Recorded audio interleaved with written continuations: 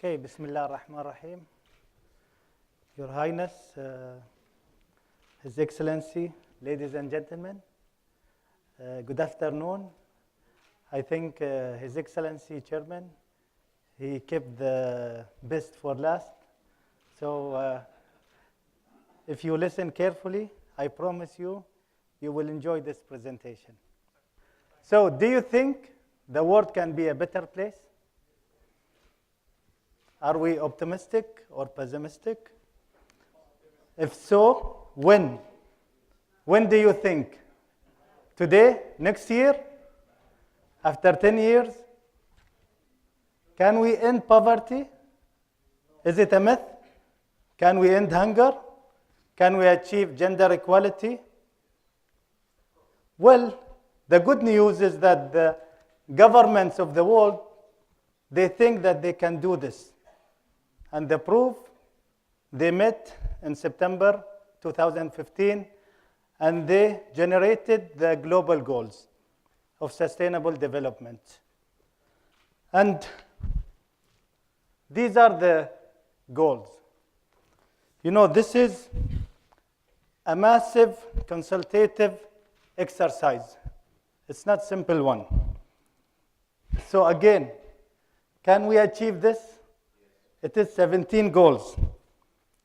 Well, the answer, shockingly, surprisingly, is maybe we can, but only if we do business in an unusual way. Okay? If we go back to the same governments in 2001, they developed something called Millennium Development Goals. It lasted from 2001 until 2015. One of the goals was, again, to end poverty. And in this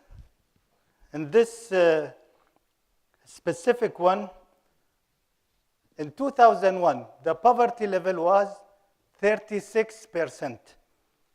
And their target by 2015 was to bring it to half. So the 36 will be what? 18, exactly. So in 2015, what do you think the percentage was? Anybody? More? No. Surprisingly, they did not achieve it, they exceeded it. The poverty level was 12. So this is a big positive plus for the United Nations. So you see, it's not only a myth. And how they did it? It was mainly because of the rapid economic growth in countries like China and India. And now that we have the 17 goals, we have until 2030 to achieve them. You know, the problem, these are 17 goals. But do you know, they have also targets and indicators along with them? The targets out of the 17s, they are 169. And the indicators, it goes into hundreds and hundreds.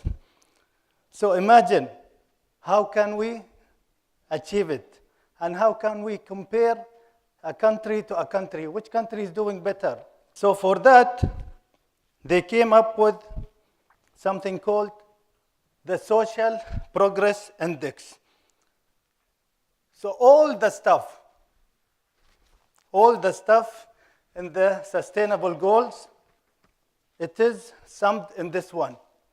So imagine, there is only one number that reflects all the 17 goals. And this is the result of the Social Progress Index. You can see some countries, they are doing very well. They are in the 90s. Others, they are not that well. And this is the scorecard. This is one of the great countries, Denmark.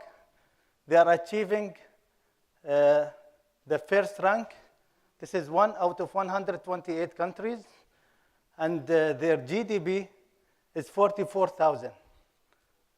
Another country is China. China is positioned in 83, and their GDP is only 13,000. India, they are 88, and their GDP is 5,000. UAE, they have not finished it completely, but you can see our GDP is way high, like 55,000.